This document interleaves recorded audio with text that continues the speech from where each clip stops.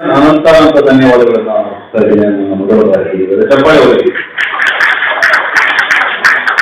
ಈ ಒಂದು ಸುಂದರ ಸಮಾಜದ ಸಮಾರಂಭದ ಅಧ್ಯಕ್ಷತೆ ವಹಿಸಿರ್ತಕ್ಕಂಥವರು ಕನ್ನಡ ಸಾಹಿತ್ಯ ಪರಿಷತ್ತಿನ ತಾಲೂಕು ಅಧ್ಯಕ್ಷರಾದಂತಹ ಸನ್ಮಾನ್ಯ ಶ್ರೀ ಸಹೋದರರಾದ ಶ್ರೀ ಜಗದೀಶ್ ಅವರೇ ಮತ್ತು ಕಾರ್ಯಕ್ರಮದ ಉದ್ಘಾಟನಾ ಮಾತುಗಳನ್ನು ಹಾಡಿದಂಥವರು ನನ್ನ ಆತ್ಮೀಯರು, ನನ್ನ ಹಿರಿಯರು, ನನ್ನ ಮಾರ್ಗದರ್ಶಿ, ನಾನು ತೀರ್ತಿರುವವಾಗ ನನ್ನ ಕೆನ್ನೆಗೆರದ ಹಾಕಿ ನನ್ನನ್ನಾಗಲಿ ಕರ್ಣನ್ನಾಗ್ಲಿ ವೆಂಕಟಪ್ಪನಾಗ್ಲಿ ಪಿಚ್ಚಣ್ಣಿನಾಗ್ಲಿ ನಮ್ಮನ್ನು ರಹದಾರಿಗೆ ಕರ್ಕೊಂಡು ಹೋಗುತ್ತ ನನ್ನ ಹಿರಿಯ ತಲೆಮಾರಿನ ಮೊದಲ ಸಾಲಿನ ನೇಗಿಲುಗಳಲ್ಲಿ ಒಂದು ನೇಗಿಲಾದಂತ ಅಣ್ಣ ಟಿ ವಿಜಯಕುಮಾರ್ ಅಣ್ಣವರೇ ಮತ್ತು ಇವರಿಗೂ ನನ್ನ ಬಗ್ಗೆ 4 ಹಿತ ಮಾತುಗಳನ್ನು ಹೇಳಿ ಹಂಚಿಕೊಂಡಂತ ನನ್ನ ಆತ್ಮೀಯ ಗೆಳೆಯ, ಸ್ನೇಹಿತ, ಹೋರಾಟದ ಮಿತ್ರ ಎ.ಕೆ. ವೆಂಕಟೇಶ್ ಅವರೇ ಮತ್ತು ವೇದಿಕೆಯಲ್ಲಿ ಹತ್ತಿರತಕ್ಕಂಥ ಜಮನಹಳ್ಳಿ ಕೃಷ್ಣಪ್ಪರೇ, ನನ್ನ ಆತ್ಮೀಯ ಬಹಳಷ್ಟು ಆತ್ಮೀಯ ನನಗೆ ಗಮನಿಸಿಕೊಂಡ ನರಸಿಂಹನವರೇ ಮತ್ತು ನಾಗರತ್ನವರೇ, ಎಲ್ಲದಕ್ಕಿಂತ ಮಿಗಿಲಾಗಿ ಈ ಕಾರ್ಯಕ್ರಮದ ಯಶಸ್ವಿ ಕಾರಣೀಭೂತ ಮತ್ತು ಕೇಂದ್ರಬಿಂದು ನನ್ನ ಇವತ್ತಿನ ನನ್ನ ಆನಂದಕ್ಕೆ, ಇವತ್ತಿನ ನನ್ನ ಸೌಂದರ್ಯಕ್ಕೆ, ಇವತ್ತಿನ ನನ್ನ ಈ ಪರಿಸ್ಥಿತಿಗೆ ಕಾರಣೀಭೂತರಾದಂತ ಸಂಘಸಂದ್ರ ವಿಜಯಕುಮಾರ್ ಅವರು. ವಿಜಯಕುಮಾರ್ಗೆ ನಾನು ಎಷ್ಟಾದರೂ ಅಭಾರಿಯಾಗಿದ್ದೇನೆ. ನಾನು ಯಾವುದೋ ಶಿಬಿರದಲ್ಲೋ ಕ್ಯಾಂಪಲ್ಲೋ ಬಂದು ವಿಜಯಕುಮಾರ್ ಜೊತೆ ಸಂವಾದ ಮಾಡಿರ್ಬೋದು, ಒಂದು ಹಾಡು ಹೇಳಿರ್ಬೋದು, ಅಥವಾ ವಿಚಾರ ಮಾಡಿರ್ಬೋದು, ಅಥವಾ ಸಂಘ ಸಂಸ್ಥೆ ಚಳುವಳಿ ಇನ್ನೊಂದು ಮತ್ತೊಂದು ಇದ್ದ ಮಾತುಗಳನ್ನು ಮಾತ್ರ ಮಾತಾಡಿಕೊಳ್ಳುವ ಸಂಬಂಧ ಬಿಟ್ಟರೆ ಉಳಿದದ್ದು ಯಾವುದೂ ಇಲ್ಲ. ಆದರೂ ಆ ಮನುಷ್ಯ ನನ್ನನ್ನು ಇಷ್ಟೊಂದು ಎತ್ತರದಲ್ಲಿ ಶಿಖರದ ಎತ್ತರದಲ್ಲಿ ನೋಡಿ ನನಗೆ ಕೊಟ್ಟಿದ್ದ ಒಂದು ಸಣ್ಣ ಹುದ್ದೆ ಅದು. ನಾನು ಅನ್ಕೊಂಡಿದ್ದೀನಿ, ನನ್ನ ಹೃದಯದಾನೆ ಹೇಳ್ತಿದ್ದೀನಿ, ಅಧ್ಯಕ್ಷ ಸ್ಥಾನ ಅಂತಕ್ಕಂಥದ್ದು ನಮಗೊಂದು ಜವಾಬ್ದಾರಿ ಅನ್ಕೊಂಡಿದ್ದೀನಿ ವಿನಃ ಅದು ದೊಡ್ಡದು ಅಂದ್ಕೊಂಡೇ ಇಲ್ಲ.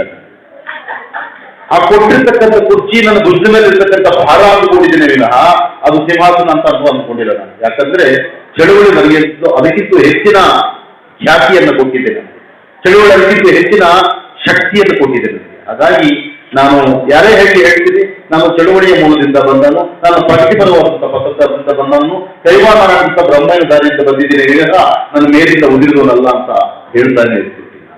ಸ್ನೇಹಿತರೆ, ಅಸಹನೆ, ಅಹಂ ಮತ್ತು ಅಹಂಕಾರ ಈ ಮೂರನ್ನು ಮುರಿದು ಬಿಸಾಕ್ಬಿಟ್ರೆ ಮನುಷ್ಯ ತನ್ನಷ್ಟಕ್ಕೆ ತಾನೇ ಮನುಷ್ಯನಾಗುತ್ತಾರೆ. ಎಲ್ಲಾದ್ರೂ ಜೀವನ ಮಾಡ್ತಾನೆ, ಹೇಗಾದ್ರೂ ಇದ್ದು ಬಿಡ್ತಾನೆ, ಯಾಕಾದ್ರೂ ಇರ್ತಾನೆ. ಅದಕ್ಕೆ ನನಗೆ ತಾವರವೇ ಇಲ್ಲ, ನಾನು ಜಂಗಮ, ನಾನು ಎಲ್ಲಾದ್ರೂ ಇರ್ತೀನಿ, ಯಾರ ಜೊತೆಯಾದ್ರೂ ಇರ್ತೀನಿ, ಹೇಗಾದ್ರೂ ಬರ್ತೀನಿ.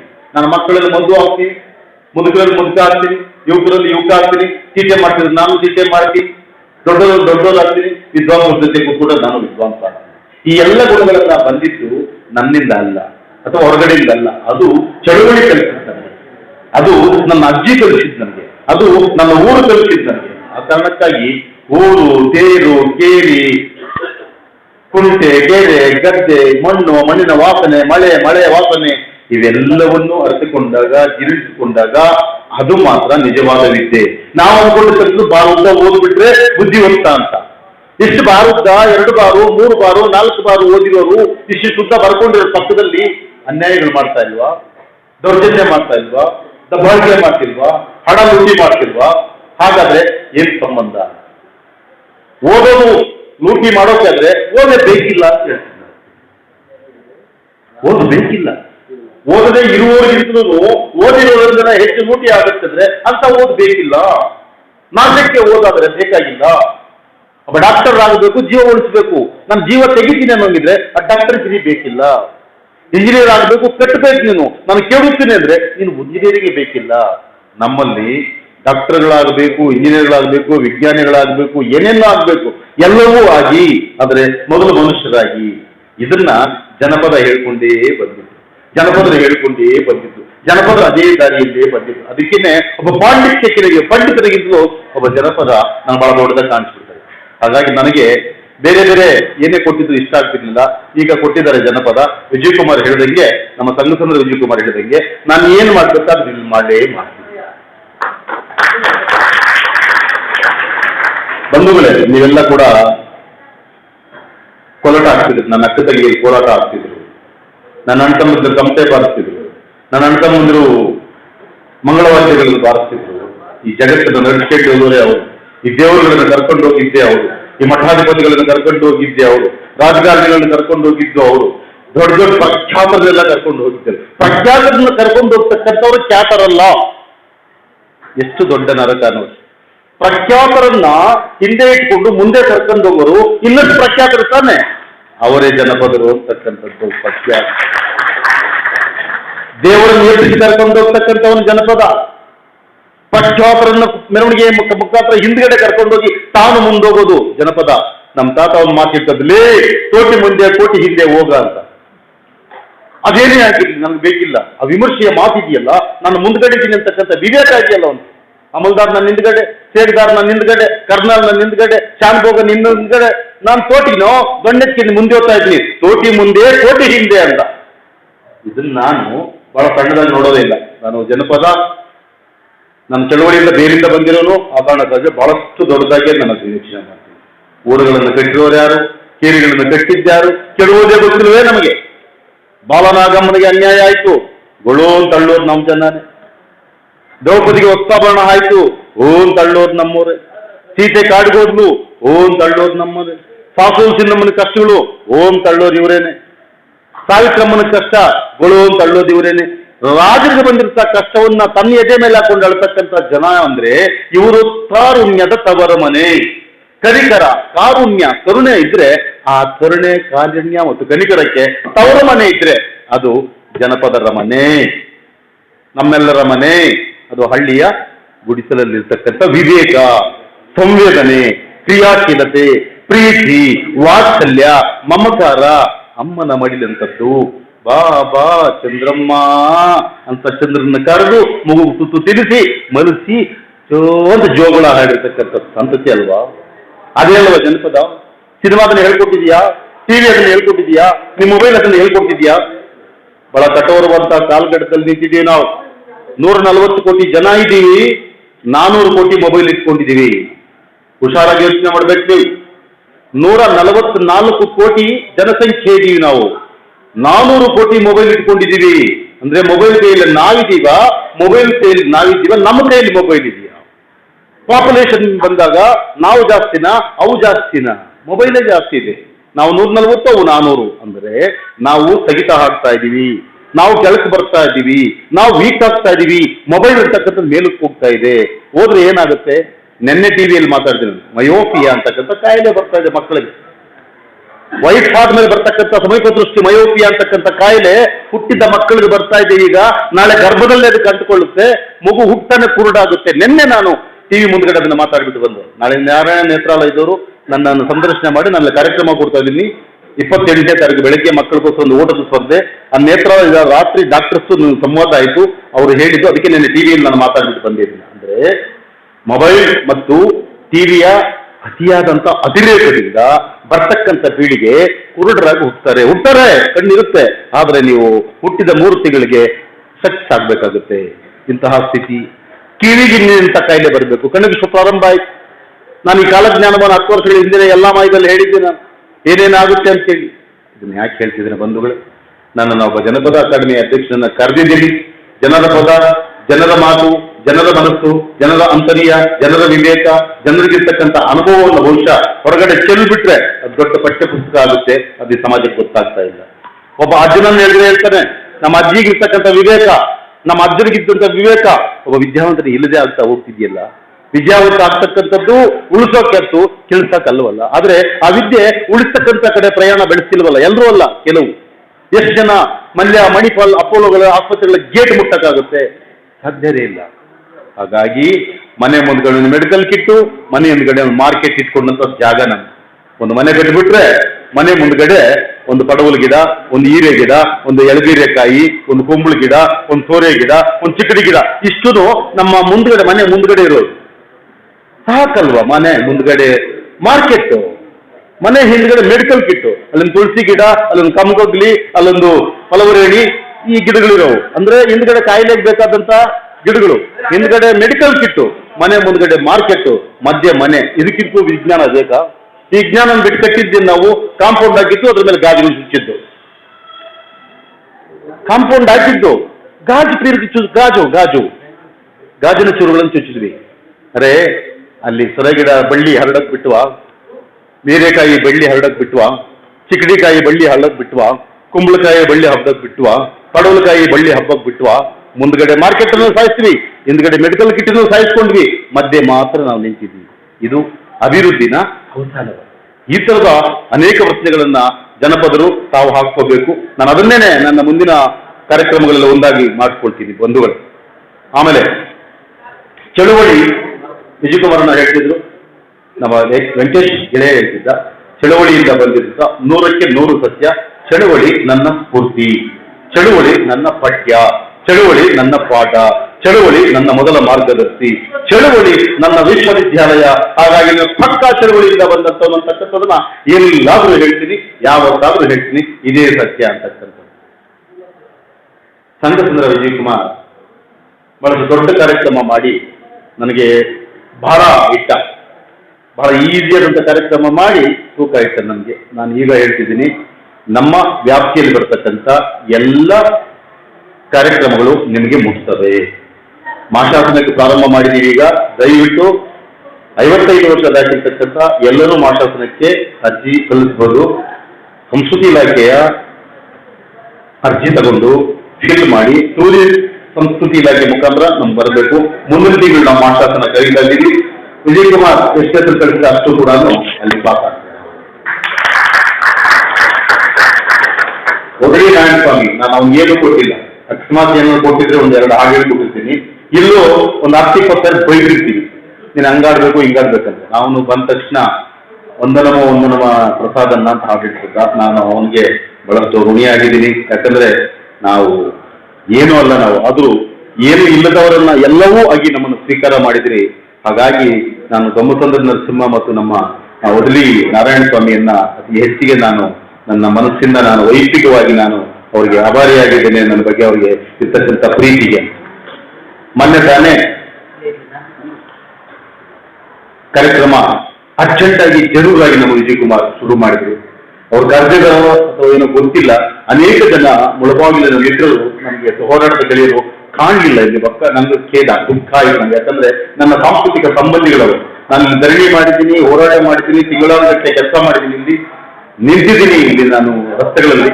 ಹಾಗಾಗಿ ಅವರೆಲ್ಲರೂ ನನ್ನ ಹೋರಾಟದ ಎಲ್ಲ ಗೆಳೆಯರು ಬಂದಿದ್ರೆ ಇನ್ನೊಂದಷ್ಟು ನನಗೆ ಸಂತೋಷ ಆಗ್ತಿತ್ತು ಅಂತಕ್ಕಂಥದ್ದು ನನ್ನ ಒಳಗಿನ ವೇದನೆ ಮತ್ತು ನಿವೇದನೆ. ನನಗೂ ಮುಳಬಾಗಿಲಿಗೂ ಅವಿನಾಭಾವ ಸಂಬಂಧ. ನಾನು ಮೊದಲ ಸಿಡಿ ಬಿಡುಗಡೆ ಮಾಡಿದ 1993ರಲ್ಲಿ, ಅದರ ಹೆಸರು ಕೂಡ ಮೂಡಲ ದನಿ, ಮುಳಬಾಗಿಲಿನ ದನಿ ಅಂತಕ್ಕಂಥ ಮೊದಲ ಸಿಡಿಯನ್ನ ನನ್ನ ಸಾಹಿತ್ಯದ ದಾಖಲಾತಿ ಪ್ರಾರಂಭವನ್ನು ಆಗಿದ್ದರೆ ಮುಳಬಾಗಿಲಿದ್ದ ಕಾರಣಕ್ಕಾಗಿ ಮೂಡಲ ದನಿ ನನ್ನಿದು, ಮುಳಬಾಗಿಲು ನನ್ನ ಹೆಸರು. ನಾನು ಮದುವೆಯಾಗಿಯೂ ಕೂಡ ಇಲ್ಲೇ ನನ್ನಲ್ಲಿ. ಹಾಗಾಗಿ ಮುಳಬಾಗಿಲು ನನಗೂ ಅವಿನಾಭಾವ ಸಂಬಂಧ. ಹಾಗಾಗಿ ಇಲ್ಲಿನ ಕಲಾವಿದರು ನನ್ನವರು, ಇಲ್ಲಿನ ಕಲಾವಿದರು ನನ್ನ ಸಂಬಂಧಿಗಳು ಅಂತಕ್ಕಂಥದ್ದನ್ನು ನಾನು ಅರ್ಥ ಮಾಡಿಕೊಂಡು, ಸ್ನೇಹಿತರೆ, ಮೊನ್ನೆ ತನ 5,000 ಕೋಟಿ ಕೊಟ್ಟು ಒಬ್ಬ ಮದುವೆ ಮಾಡ್ತಾನೆ ಈ ದೇಶದಲ್ಲಿ. ಗಂಭೀರವಾಗಿ ಯೋಚನೆ ಮಾಡಬೇಕು. ಮದುವೆಗೆ ಸಾಮಾನ್ಯವಾಗಿ ನೆನಪು ಕರೆಸ್ತೀವಿ, ಹರಸೋರನ್ನು ಕರೆಸ್ತೀವಿ. ಮದುವೆ ಬಂದು ತಾಂಬೂಲ ಸ್ವೀಕಾರ ಮಾಡಿ ಅಕ್ಷತೆ ಕಾಳಾಕಿ ನನ್ನನ್ನ ಹರಿಸಿ ಬಿಟ್ಟು ಹೋಗಪ್ಪ, ಒಳ್ಳೇದನ್ನು ಹರಿಸಿ ಬಿಟ್ಟು ಹೋಗು ಅಂತೀವಿ. ಕರೆಸೋರನ್ನ ನೋಡಿರೋದು ನಾನು ಇದೇ ಫಸ್ಟೇ. ಹರಸುವವರನ್ನ ಕರೆದಿರ್ತಕ್ಕಂಥ ಮದುವೆಗಳು ನೋಡ್ತೀವಿ. ನಿಜವಾದ ಮದುವೆಯ ಉದ್ದೇಶ ಅದು ಹರಸಲಿ ಅಂತ. ಆದ್ರೆ ಕರೆಸೋರ್ನ ಮಾರಿ ಬರೀ ಪಬ್ಲಿಸಿಟಿಗೋಸ್ಕರ ಒಂದು ಮದುವೆ ಮಾಡ್ತಕ್ಕಂಥ 5,000 ಕೋಟಿಯ ಮದುವೆಯ ದೇಶದಲ್ಲಿ ನಾವು ಇದೀವಿ. ಇದು ಬಹಳ ಅಪಾಯಕಾರಿಯಾದಂತ ನಡೆ ಅಂತಕ್ಕಂಥದ್ದು ನಾವೆಲ್ಲ ಅರ್ಥ ಮಾಡ್ಕೋಬೇಕು. ನನಗೆ 5,000 ಕೋಟಿಯ ಮದುವೆಗಿಂತಲೂ ಅಲ್ಲಿಗೆ ಸಿನಿಮಾಗಳು ಬಂದಿರಲಿ, ಸ್ಟಾರ್ಗಳು ಬಂದಿರಲಿ, ಮಂತ್ರಿಗಳು ಬಂದಿರಲಿ, ಕ್ರಿಕೆಟ್ ಪಟುಗಳು ಬಂದಿರಲಿ, ಇಂಟರ್ನ್ಯಾಷನಲ್ ಸ್ಟಾರ್ಗಳು ಬಂದಿರಲಿ, ನನಗೆ ಲೆಕ್ಕವೂ ಅಲ್ಲ, ಅದು ನನಗೆ ಪಥ್ಯವೂ ಅಲ್ಲ ಅಥವಾ ಅಪಥ್ಯವೂ ಅಲ್ಲ. ನನಗೂ ಸಂಬಂಧವಿಲ್ಲ. ಯಾಕಂದ್ರೆ ಅದು ಮದುವೆಯಲ್ಲ. ಮದುವೆ ಆಗಿದ್ದಿದ್ರೆ ಅದು ಹರಸುವಂತ ಆಶೀರ್ವಾದ ಮಾಡ್ತಕ್ಕಂಥವ್ರನ್ನ ಕರೆಸಬೇಕಾಗಿತ್ತು. ನೀವು ದೊಡ್ಡ ದೊಡ್ಡ ಯಕ್ಷಿಣಿ ಪಠಾಣ್ಗಳನ್ನ ಕರೆಸಿದ್ರಲ್ಲದೆ ದೊಡ್ಡ ದೊಡ್ಡ ಖದೀಮರನ್ನ ಅಂತ ಹೇಳಿದ್ರೆ ಅದು ಮದುವೆ ಅಲ್ಲ ಅಂತಕ್ಕಂಥದ್ದು ನನ್ನ ಒಳಗಿನ ವಿವೇಕ. ಹಾಗೆ 5,000 ಮದುವೆಗೆ ನನ್ನ ವೈಯಕ್ತಿಕವಾದಂಥ ಧಿಕ್ಕಾರದಲ್ಲಿ ಇವತ್ತು ನನ್ನ ಕರೆದು ಇಲ್ಲಿ ಸ್ವಾಗತ ಮಾಡಿ, ಅಲ್ಲಿ ಭಜನೆ ಮಾಡಿ, ಅಲ್ಲಿ ಕೋಲಾಟ ಹಾಕಿ, ಅಲ್ಲಿ ತಮಟೆ ಹೊಡೆದು, ಅಲ್ಲಿ ಮಂಗಳವಾದ್ಯ ಮಾಡಿ ನನಗೆ ಸ್ವೀಕಾರ ಮಾಡಿ ನಾನು ಸ್ವಾಗತ ಮಾಡಿರ್ತಕ್ಕಂಥ ಎಲ್ಲರ ನಿಮ್ಮ ಪಾದಗಳಿಗೆ ನನ್ನ ಶರಣು ಶರಣೋಕ್ತಿಯನ್ನು ಹೇಳ್ತಾ ಇದ್ದೇನೆ. ಸ್ನೇಹಿತರೆ, ನಮ್ಮದು ಶರಣ ಸಂಸ್ಕೃತಿಯ ನೆಲ. ಕರ್ನಾಟಕ ದಾರ್ಶನಿಕರು, ಸಂತರು, ಶರಣರು, ತತ್ವಪದಕಾರರು ಇಂಥವರು ನಡೆದಾಡಿದ. ಕೈವಾರತಾದಯ್ಯ ನಮ್ಮ ಪಕ್ಕದವರು, ಬ್ರಹ್ಮಯ್ಯ ಅಲ್ಲಿ ಓಡಾಡ್ತಿದ್ರು, ಹಿರಿತಿಮ್ಮಮ್ಮ ನಮ್ಮ ಚಿಕ್ಕಬಳ್ಳಾಪುರ ಕೆಳಗಡೆ, ಗಟ್ಟಳ್ಳಿ ಅನೇನಪ್ಪ ನಾನು ಇಲ್ಲಿನವರು, ಹಾಗಾಗಿ ಕನ್ನಡದ ನೆಲಕ್ಕೊಂದು ದೊಡ್ಡ ಶಕ್ತಿ ಇದೆ. ಇಲ್ಲಿ ಮತಾಂಧತೆ ಮತ್ತು ಕ್ರೌರ್ಯಕ್ಕೆ ಇಲ್ಲಿ ನೆಲೆ ಇಲ್ಲ. ಇರಬಹುದೇನೋ ನಮ್ಮಿಂದಲೇ ಹೋಗಿರ್ತಕ್ಕಂಥವ್ರು, ನಮ್ಮ ಜೊತೆಯಲ್ಲಿ ಇದ್ದವರು ಇನ್ನೊಬ್ಬರ ಪ್ರವೋಕಿಂಗ್ ಇಂದ ಹಿಂಸಾವಾದಿಗಳು ಆಗಿರಬಹುದೇನೋ. ಆದರೆ ಈ ಗರ್ಭಕ್ಕೆ, ಈ ಗರ್ಭ ಇದೆಯಲ್ಲ, ಈ ಭೂಗರ್ಭ, ಕರ್ನಾಟಕದ ಭೂಗರ್ಭಕ್ಕೆ ಆ ತರದ ವ್ಯಕ್ತಿತ್ವ ಇಲ್ಲ. ಇಲ್ಲಿ ನಾನು ಹೇಳಿದೆ, ಇಲ್ಲಿ ಶರಣರು, ದಾರ್ಶನಿಕರು, ಯೋಗಿಗಳು, ಸಂತರು, ತತ್ವೋಪಕಾರರು ಹೋಗಿರ್ತಕ್ಕಂಥವ್ರು ದೈವಾತ್ಮಯ ತತ್ವ ಹೇಳ್ತಾರೆ. ಆ ತತ್ವದಲ್ಲಿ ಸಂವೇದನೆ ಇದೆ, ಸಮಾನತೆ ಇದೆ, ಸೋದರತ್ವ ಇದೆ, ಪ್ರಜಾಪ್ರಭುತ್ವ ಇದೆ. ಬ್ರಹ್ಮಯ್ಯ ಹೇಳ್ತಾರೆ ಅದರಲ್ಲಿ ಪ್ರಜಾಪ್ರಭುತ್ವ ಇದೆ, ಸಂವೇದನೆ ಇದೆ. ವಚನಕಾರ ಹೇಳ್ತಾರೆ ವಚನ, ಅದರಲ್ಲಿ ಪ್ರಜಾಪ್ರಭುತ್ವ ಇದೆ, ಸಂವೇದನೆ ಇದೆ, ಮಾರ್ಗದರ್ಶನ ಇದೆ. ಆದರೆ ಇವತ್ತು ನಮ್ಮ ಮೇಲೆ ಹೇರಲ್ಪಡ್ತಾ ಇರ್ತಕ್ಕಂಥವುಗಳಲ್ಲಿ ಯಾವುದೂ ಇಲ್ಲ. ಅವುಗಳನ್ನ ಧಿಕ್ಕರಿಸಿ, ಅವುಗಳನ್ನ ತಿರಸ್ಕರಿಸಿ, ಅವುಗಳನ್ನ ಕಿತ್ತೊಗಡೆ ಬಿಸಾಕಿ ಜನಪದವನ್ನ, ಜನರ ಬದುಕನ್ನ, ಜನಪದ ಆಹಾರವನ್ನ, ಜನಪದ ಜೀವನ ಕ್ರಮವನ್ನ, ಜನಪದರ ಮನಸ್ಸನ್ನ ಬಿತ್ತತಕ್ಕಂಥ ಕಡೆ ನಾವು ಹೋಗ್ಬೇಕಲ್ಲ. ಆ ಬಿತ್ತುವ ಕೆಲಸವನ್ನ ಮೂಡಲವಾಗಿನಿಂದ ಪ್ರಾರಂಭ ಮಾಡಿದರೆ ಸಂಘಟದ ವಿಜಯಕುಮಾರ್ ಮತ್ತು ತಂಡ. ನಾನು ಸಂಘಟದ ವಿಜಯಕುಮಾರ್, ಬ್ರಹ್ಮಸುಂದರ ನರಸಿಂಹ ಮತ್ತು ಅವ್ರ ಜೊತೆ ಇರ್ತಕ್ಕಂಥ ಎಲ್ಲ ಕಲಾವಿದರನ್ನ, ಎಲ್ಲ ಬಳಗವನ್ನ, ಇಲ್ಲಿ ಸೇರಿರ್ತಕ್ಕಂಥ ಎಲ್ಲಾ ನಿಮ್ಮ ಪಾದಗಳಿಗೆ ನಾನು ಶರಣ ಹೇಳ್ತಿದ್ದೀನಿ. ನೀವು ಇವತ್ತಿಂದಲೇ ಪ್ರಾರಂಭ ಮಾಡಬೇಕು. ಶ್ರೇಷ್ಠ ಪದ ಸುಳ್ಳು, ಕನಿಷ್ಠ ಪದ ಸುಳ್ಳು, ಜನಪದವೇ ಸತ್ಯ. ಪದಗಳಲ್ಲಿ ತಾರತಮ್ಯ, ಇಲ್ಲಿ ಜಾತಿ ಇಟ್ಟಂಗೆ ಪದಕ್ಕೂ ತಾರತಮ್ಯ, ಮನುಷ್ಯರಲ್ಲಿ ತಾರತಮ್ಯ ಇಟ್ಟರಲ್ಲಿ ಬ್ರಾಹ್ಮಣ, ವೈಶ್ಯ, ಶೂದ್ರ, ಕ್ಷತ್ರಿಯ, ಇನ್ನೊಂದು ಮತ್ತೊಂದು, ಹಿಂದೂ, ಮುಸಲ್ಮಾನ್, ಕ್ರೈಸ್ತ, ಜೈನ, ಬೌದ್ಧ, ಯಾರಪ್ಪ ಯಾರಲ್ಲಿ ಹೇಳಿ ನನಗೆ? ಎಲ್ಲರ ರಕ್ತ ಒಂದು ಕಡೆ ಶೇಖರಿಸಲ್ಪಟ್ಟಿಟ್ಟು ಇದು ಯಾವ ಧರ್ಮದ್ದು ಅಂತ ಹೇಳಲಿಕ್ಕೆ ಸಾಧ್ಯನಾ? ಸಾಧ್ಯ ಆದ್ರೆ ಹೋಗಿ ಎಲ್ಲರ ರಕ್ತವನ್ನ ಒಂದು ಕಡೆ ಇಟ್ಟು ಒಂದು 20 ಬಾಟ್ಲಲ್ಲಿ ಇಡೀ ದೇಶದ ಮಹಾನ್ ದಿಗ್ಗಜರನ್ನು ಕರೆಸಿಬಿಟ್ಟು ಇದು ಇಂಥ ಜಾತಿಯವನ ರಕ್ತ ಅಂತ ಹೇಳಿದ್ರೆ, ಇದು ಇಂಥ ಜಾತಿಯವನ ಧರ್ಮದ ರಕ್ತ ಅಂತ ಹೇಳಿದ್ರೆ ಓಕೆ. ಅದು ಅಲ್ಲದೆ ಇದ್ದಾಗ ಇದು ಸುಳ್ಳಲ್ವಾ? ಸುಳ್ಳನ್ಯಾಕೆ ಸಾರ್ವತ್ರಿಗಳನ್ನ ಬಳಸಬೇಕು? ಸುಳ್ಳನ್ಯಾಕೆ ಸತ್ಯ ಅಂತ ಹೋಗ್ಕೋಬೇಕು? ಹಾಗಾಗಿ ಕನಿಷ್ಠ ಅಂತಕ್ಕಂಥದ್ದು ಸುಳ್ಳು, ಶ್ರೇಷ್ಠ ಅಂತಕ್ಕಂಥದ್ದು ಸುಳ್ಳು. ಪದಗಳಲ್ಲೂ ಕೂಡ ಇಟ್ಟಿದ್ದಾರೆ. ಇಲ್ಲಿ ಫಿಡಲ್ ಕೊಯ್ಯೋನ್ ಕಾಣಿಸ್ತಾನೆ, ಸಿತಾರ್ ವಾದನ ಕಾಣಿಸುತ್ತೆ, ಕಾಂಗೋ ಡ್ರಮ್ ಕಾಣಿಸುತ್ತೆ, ಮ್ಯಾಂಗೋ ಡ್ರಮ್ ಕಾಣಿಸುತ್ತೆ, ಬೇರೆ ಬೇರೆ ವೈಲಿನ್ಗಳು ಕಾಣ್ತವೆ. ಆದರೆ ತಮಟೆ ಕಾಣಲ್ಲ, ಗಮಡಿ ಕಾಣಲ್ಲ, ತಾಕ ಕಾಣಲ್ಲ, ತುಡುಂ ಕಾಣಲ್ಲ. ಯಾಕೆ ತಾರತಮ್ಯ? ಈ ತಾರತಮ್ಯ ಹೋಗ್ಬೇಕಾದ್ರೆ ಕನಿಷ್ಠ ವಾದ್ಯಗಳು ಬಿಸಾಕ್ಬೇಕು, ಶ್ರೇಷ್ಠ ಅಂತಕ್ಕಂಥ ವಾದ್ಯಗಳ ಪರಿಕರವನ್ನು ಕಿತ್ತಾಕ್ಬೇಕು. ಎಲ್ಲರೂ ಸಾಮಾನ್ಯರೇ, ಎಲ್ಲರೂ ಸಮರೇ, ಎಲ್ಲರೂ ಮಧ್ಯಮ ವರ್ಗವೇ. ಬುದ್ಧ ಮಾರ್ಗ ಅಂತಕ್ಕಂಥದ್ದು ಮಾರ್ಗಕ್ಕೆ ಬರಬೇಕು. ಆ ನಿಟ್ಟಲ್ಲಿ ನಾವೆಲ್ಲ ಸಾಗಬೇಕು.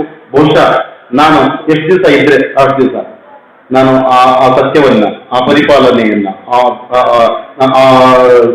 ಏನಿದೆ ನನ್ನ ದಾರಿ, ಅದರಲ್ಲಿ ಜನಪದಕ್ಕಾಗಲಿ ಬೇರೆ ಪದಕ್ಕಾಗಲಿ ತಾರತಮ್ಯ ನೋಡ್ದೇನೆ ನನ್ನ ಜನಪದವನ್ನ ನನ್ನ ಪದವನ್ನಾಗಿ, ಜನಪದವನ್ನ ನನ್ನ ಮಾತೃಪದವನ್ನಾಗಿ ನೋಡ್ತಾ, ಸರಿಸಮಾನವಾಗಿ ನೋಡ್ತಾ ಇವತ್ತಿನ ಪದಗಳನ್ನ, ಜನಪದವನ್ನ ಉಳಿಸುವ ಕಡೆ ಅದಕ್ಕೊಂದು ಶಕ್ತಿ ಹೆಂಗ್ ಕೊಡ್ಲಿಕ್ಕೆ ಸಾಧ್ಯ ಅನ್ನೋದನ್ನ ನಾನು ತಜ್ಞರ ಜೊತೆ ಮಾತಾಡ್ತಾ ಇದ್ದೀನಿ. ಒಂದು ಎಕ್ಸ್ಪರ್ಟ್ ಕಮಿಟಿ ಮಾಡ್ತಿದ್ದೀನಿ. ಅವ್ರ ಜೊತೆ ನಾನು ಚರ್ಚೆ ಮಾಡಿದ್ದೀನಿ. ಏನಂತ ಹೇಳಿದ್ರೆ ನಾನು ಏಕೆ ನನ್ನ ವಾದ ಗುರುತಿಸುವಾಗ ಬೇರೆ ಕಲಾವಿದರನ್ನ ಒಂಥರ ಬಹಳ ಗೌರವದಿಂದ ಗುರುತಿಸ್ತಾರೆ, ನಮ್ಮ ಕಲಾವಿದರನ್ನ ಬೇರೆ ತರ ನೋಡ್ತಾರೆ. ದೇವರುಗಳನ್ನ ಮಲಗಿಸೋರಿಗೆ ಬಹಳ ಗೌರವ ಇದೆ, ದೇವರುಗಳನ್ನ ಎಬ್ಬಿಸೋರಿಗೆ ಗೌರವ ಇಲ್ವಲ್ಲ ಅಂತ ಹೇಳಿ ನಗ್ತಿದ್ರು ಅವರು. ಹೇಗೆ ಶಿವಪ್ರಸಾದ್ ಅವರು ನಿದ್ದೆ ಬರ್ತದೆ, ಮಲಗಿಕೆ ಬಿಡ್ತಾರೆ ದೇವರುಗಳೆಲ್ಲ. ತಮಟೆ ಬರ್ತಾರೆ, ಹೆಜ್ಜೆ ಹೇಳ್ಬಿಡ್ತಾರೆ. ಏನಪ್ಪ ಎಬ್ಬಿಸೋರ್ಗೆಲ್ಲ 25,000, ಮಲಗಿಸೋರ್ಗೆ 3 ಲಕ್ಷ ಕೊಡ್ತಿದ್ರು, ತಪ್ಪಲ್ವ? ಅದೆಲ್ಲ ನಗ್ಬಿಟ್ರು. ಅದ್ರ ಸತ್ಯ ಆಗದೆ. ಹಾಗಾಗಿ ಅಂತರ ತಾರತಮ್ಯವನ್ನ, ಆ ಗ್ಯಾಪನ್ನ ಹೆಂಗೆ ನಾನು ಸರಿದೂಗಿಸ್ಬೇಕು ಅನ್ನೋದ್ರ ಕಡೆ ನಾನು ನನ್ನ ಪ್ರಯಾಣವನ್ನು ಮುಂದುವರಿಸ್ತೇನೆ. ಏನೇ ಆಗಲಿ ನೀವೆಲ್ಲ ನನಗೆ ಹೇಗಿದ್ದೀರಿ, ಹಿರಿಯರು, ಅರ್ಥಂಗಿರಿದ್ದೀರಿ, ಅರ್ಥಮಂದಿರಿದ್ದೀರಿ, ಸಹೋದರಿದ್ದೀರಿ, ಸಂಬಂಧಿಗಳಿದ್ದೀರಿ, ನನ್ನ ಮಾರ್ಗದರ್ಶಕರಿದ್ದೀರಿ. ನಿಮ್ಮ ಒಬ್ಬೊಬ್ಬರಲ್ಲೂ ಒಂದೊಂದು ವಿವೇಕ, ಪರಂಪರೆಯ ಪಾಠಕ್ಕೂ ಕೂಡ ಅದ್ಭುತವಾದಂತ ಕಣ್ಣಿದೆ. ಆ ಒಳಗಣ್ಣಿನ ಅರ್ಥವನ್ನ ಅರ್ಥೈಸ್ಕೊಂಡ್ರು.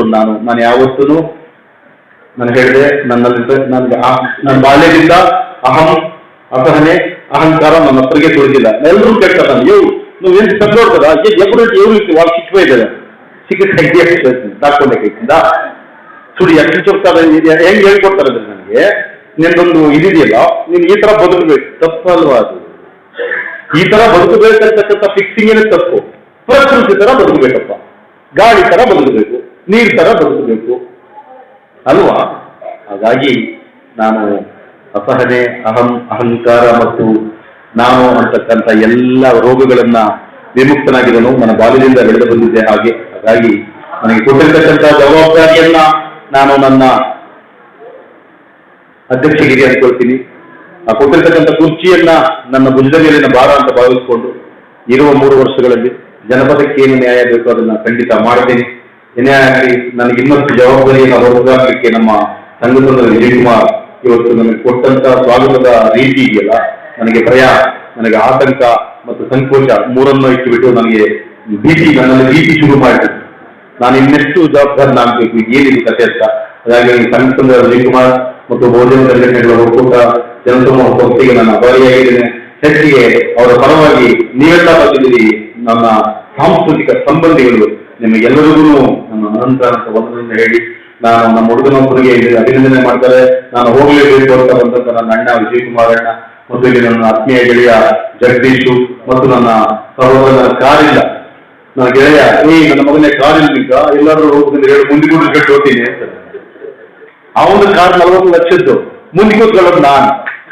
ಎಂಥ ಇದು ಅವನಿಗೇನು ಒಳಗಡೆ ನನ್ನ ಗೆಳೆಯ ಅಧ್ಯಕ್ಷ ಪಾಪ, ಅವನಿಗೆ ಯಾವುದು ಇಲ್ಲ, ಹಿಂದಿಲ್ಲ ಮುಂದಿಲ್ಲ, ಏನ್ ಮಾಡೋದು, ಅವ್ನು ಮುಂದೆ ಕೂಡಿಸ್ಕೊಂಡು ಹೋಗ್ಬೇಕಂತ ಹೇಳಿ 40 ಲಕ್ಷ ಬಂಡವಾಳ ಹಾಕಿ ಅವ್ನು ಹಿಂದೆ ಕೂತ್ಕೊಳ್ಳೋದು, ನಾಯ ಬೈತಿದ್ದೀನಿ ನಾನು ಮುಂದೆ ಕೂತ್ಕೊಳ್ಳೋದು, ನನ್ನ ಕರ್ಕೊಂಡ್ ಬರೋದು ಮೆರವಣಿಗೆ.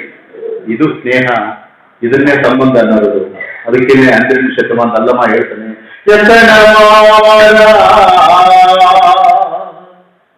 ಎತ್ತಡ ಕೂಗಿಲೆ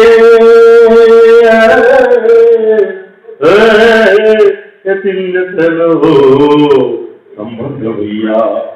ಹೋಗಿದೆ ಮಾಮರ ಎಲ್ಲಿ, ಏನ್ ಸಂಬಂಧ? ಸಂಬಂಧ ಏನು? ಹೋಗಿಲೆ ಇಲ್ಲಿರುತ್ತೆ, ಮಾಮರ ಎಲ್ಲಿಂದು? ಎತ್ತಡ ಮಾಮರ ಎತ್ತಡ ಕೋಗಿಲೆ, ಎತ್ತಡ ಮಾಮರ ಎತ್ತಡ ಕೋಗಿಲೆ, ಎತ್ತಿಂದೆತ್ತನೋ ಸಂಬಂಧವಯ್ಯ. ಎತ್ತಣ ಮಾಮರ ಎತ್ತಣ ಕೋಗಿಲೆ, ಎತ್ತಣ ಮಾಮರ ಎತ್ತಣ ಕೋಗಿಲೆ. ಬೆಟ್ಟದ ನಲ್ಲಿಕಾಯಿ ಸಮುದ್ರದೊಳಗಣ ಉಪ್ಪು, ಬೆಟ್ಟದ ನಲ್ಲಿಕಾಯಿ ಸಮುದ್ರದೊಳಗಣ ಉಪ್ಪು, ಎತ್ತಿಂದ ಎತ್ತನೋ ಸಂಬಂಧವಯ್ಯ. ಎತ್ತಿಂದ ಎತ್ತನೋ ಸಂಬಂಧವಯ್ಯ, ಸಂಬಂಧವಯ್ಯ. ಅವ್ರಿಗೆ ಇವಾಗ ಒಂದು ಮದಿ ಎತ್ತನ ಕೋಗಿಲೆ, ಎತ್ತನ ಮಾಮರ ಎತ್ತನ ಕೋಗಿಲೆ, ಎತ್ತನ ಮಾಮರ ಎತ್ತನ ಕೋಗಿಲೆ, ಎತ್ತನ ಸಂಬಂಧವಯ್ಯ. ಎತ್ತನ ಮಾಮರ ಎತ್ತನ ಮಾಮರ ಎತ್ತನ ಮಾಮರ ಎತ್ತನ ಕೋಗಿಲೆ, ಎತ್ತನ ಮಾಮರ ಎತ್ತನ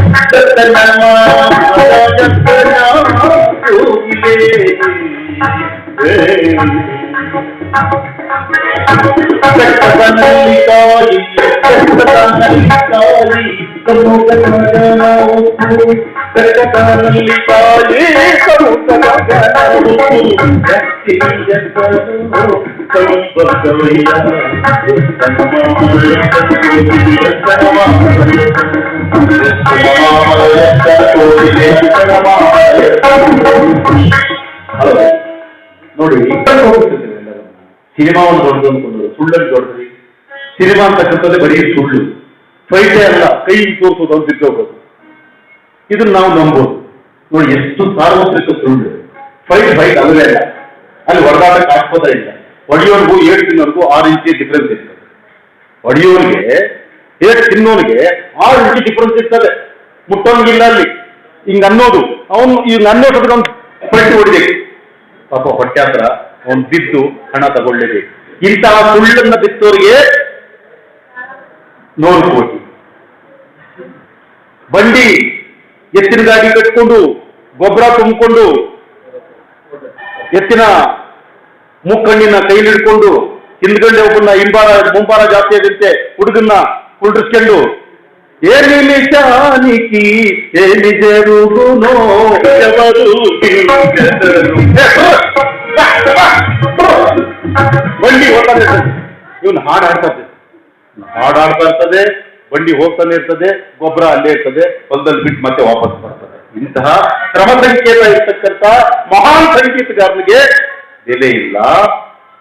ಸುಳ್ಳು ಹೇಳೋನ್ಗೆ, ನಾಟಕ ಮಾಡೋನ್ಗೆ,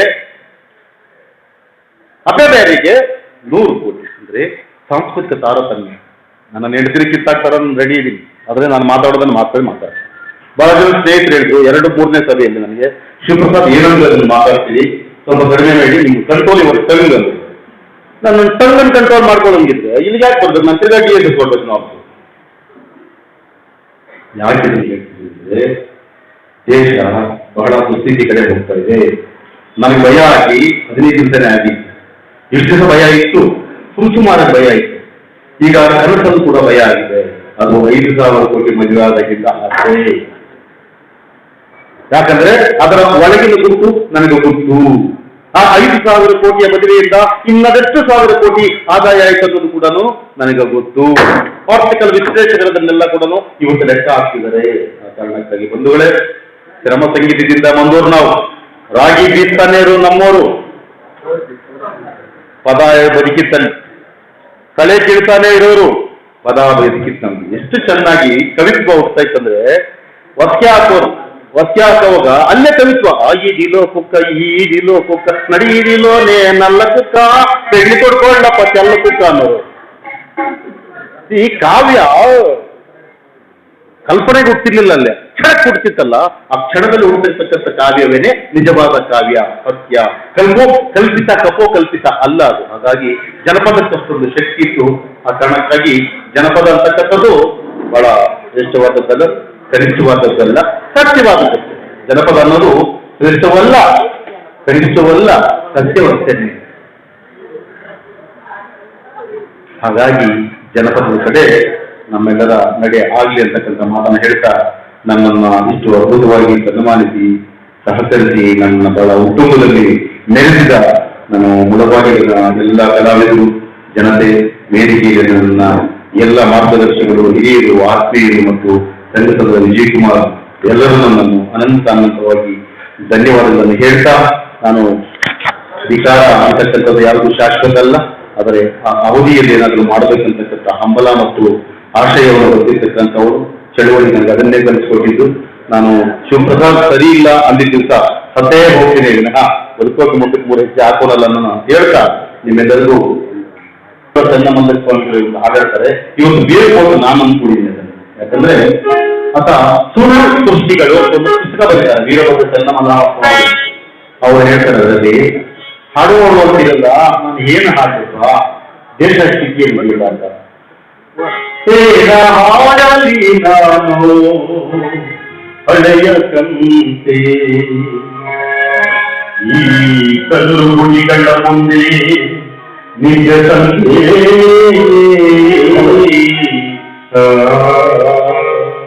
ಕಲ್ಲುಗುಡಿಗಳು ನನ್ನೆಲ್ಲ ಮನೆ ದೇವಸ್ಥಾನದಲ್ಲಿ 230 kg ಬಂಗಾರ ಇಲ್ಲ, ಅಭಿಷೇಕಗಳಾಗಿದ್ದೆ, ಮಾತುಗಳು ನಡೆದಿದ್ದೆ, ಪತ್ರಿಕೆಗಳು ಬರೆದಿದ್ದೆ, 230 kg ಬಂಗಾರ ಮಾತ್ರ ಮತ್ತೆ ಇಲ್ಲ.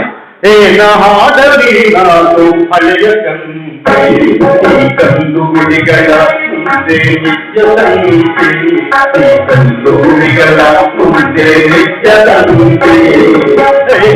ಹಾಡಲಿ ನಾನು ಹಳೆಯ ಕಂತೆ, ಈ ಕಲ್ಲುಗುಡಿಗಳ ಮುಂದೆ ನಿತ್ಯ ಸಂತೆ, ಈ ಕಲ್ಲುಗುಡಿಗಳ ಮುಂದೆ ನಿತ್ಯ ಸಂತೆ.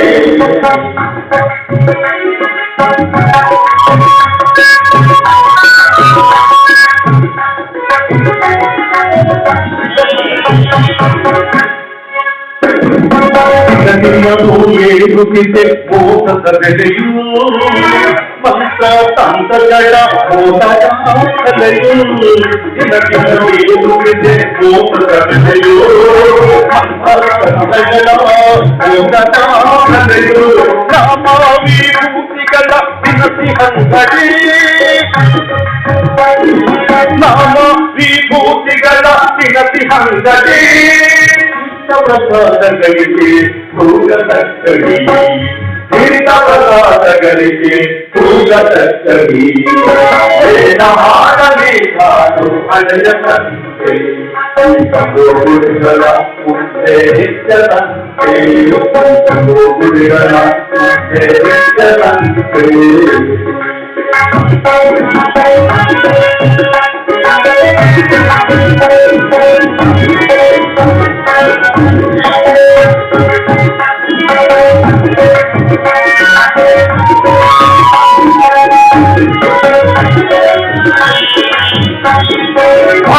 ಮಂತ್ರಾಲಯ ಮನಸ್ಸು ಹೃದಯ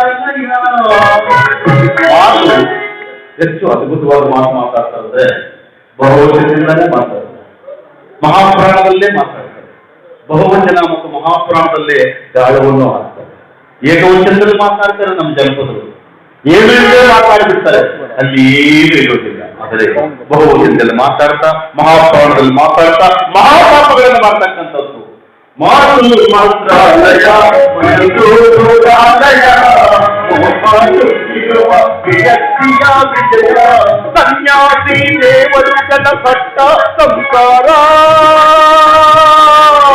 ನಿಸಾರವೆನ್ನುತ್ತ ನಿತ್ಯ ವ್ಯಾಪಾರ ನಿಸಾರವೆನ್ನುತ್ತ ನಿತ್ಯ ವ್ಯಾಪಾರ ವೇದಾಡಬೇಕಾದು ಹಳೆಯ ಸಂತೆ ಗುರುಗಳ ಮುಂದೆ ಗುರುಗಳ ಮುಂದೆ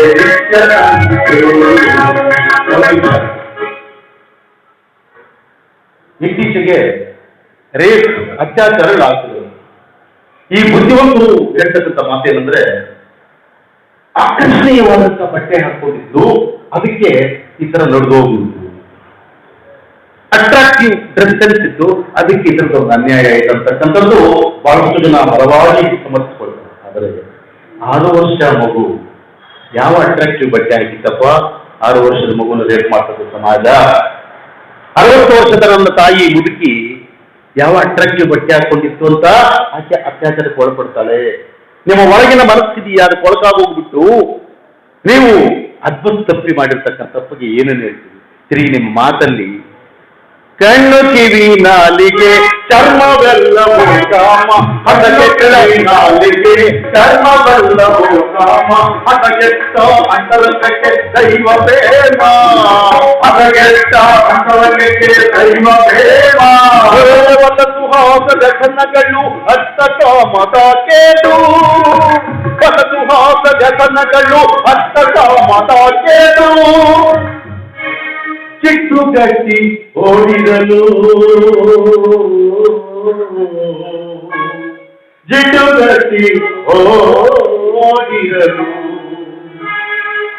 ಈ ಜಗವು ದುಃಖದ ಬೀಡು ನನ್ನ ಜಗವು ದುಃಖದ ಬೀಡು ಆಡಲೇಗಾರು ಹಳೆಯ ಕಂತೆ ಗುರುಗಳ ಮುಂದೆ ನಿತ್ಯದಂತೆ ಗುರುಗಳ ಮುಂದೆ ನಿತ್ಯದಂತೆ ಆಡಲೇಗಾರು ಹಳೆಯ ಕಂತೆ ಗುರುಗಳ ಏನ ಹಾಡಲೇ